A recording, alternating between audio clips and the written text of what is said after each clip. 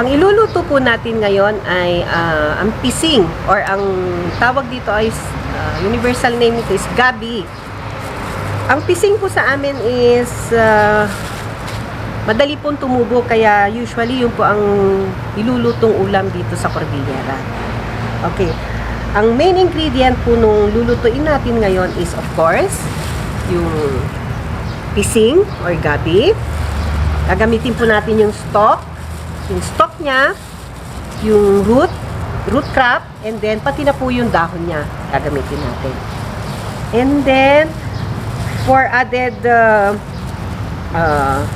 para mas malasa, lalagyan po natin siya ng kiniing or kinuday.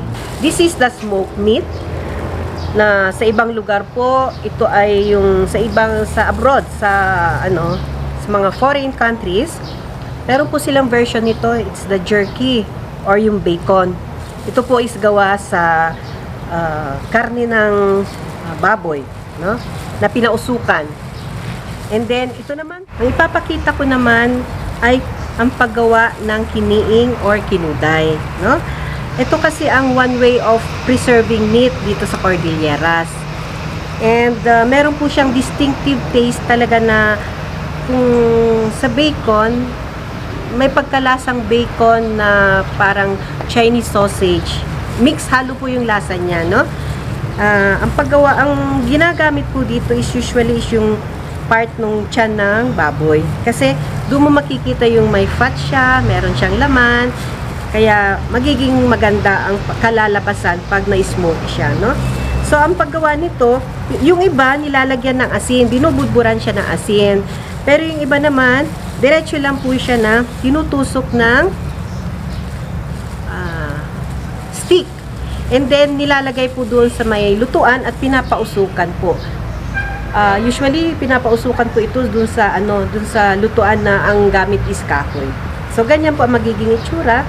Hanggang sa magbamanti-mantika po siya at medyo mag-iiba ang kulay, masarap na po siyang isama sa ulam.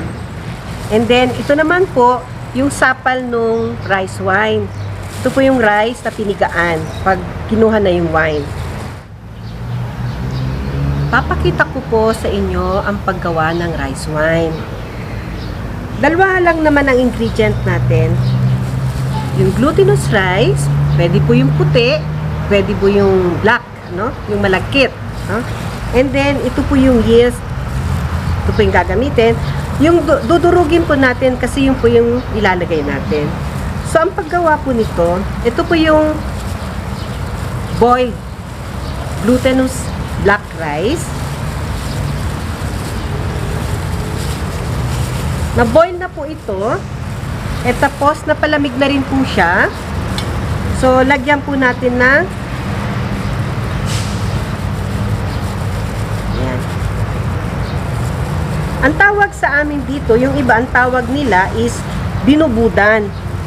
Ang binubudan parang salitang Tagalog yun, di ba? So, binubudburan ng yeast. Yan. After that, pwede na po natin takpan at i-ferment na po siya ng kasi 3 days pwede na rin po itong kainin. Matamis-tamis po yung sabaw niya. Pero kung gusto po natin ng medyo matapang yung wine, patatagalin po natin siya ng mga 1 week, 2 weeks. Matapang po yung wine. Medyo nakakainit ng katawan, no? Pero pag gusto natin na pwedeng kainin ng mga bata, pwede natin kainin pwede nating ihain. Yung iba nga parang ginagawang snack, no? After 3 days, masarap po, pwede na po siyang hanguin. Okay. Tapos itatago po natin ito sa sa area na hindi siya nadi-disturb, dun sa madilim-dilim na area at hindi masyadong malamig, no? Talian po natin at pwede na po natin siyang tago. And then of course, ginger, pampalasa, salt, at saka of course, water. Yan po yung mga ingredients na lulutuin natin ngayon. So, iluluto na po natin yung pising. So, una ilagay natin is yung ginger, yung kiniing or kinuday. And then yung sapal, yung rice wine. Konting asin. Bakit po inuna natin yung mga ibang ingredients? Para po pag kumulo po siya ng kumulo, yung lasa po niya talagang pumupunta po doon sa pising. So, lagay po natin lahat.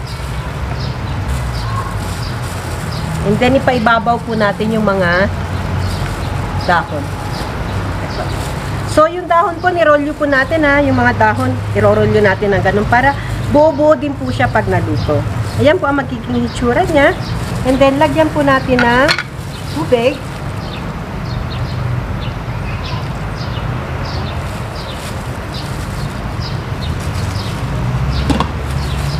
Pwede na po natin isalang.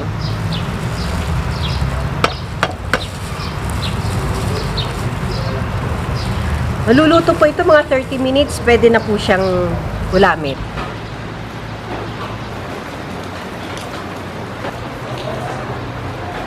After 30 minutes, ito na po yung nalutong pising or gabi na may halong kiniing at rice na pinagpigaan nung rice wine. Yummy!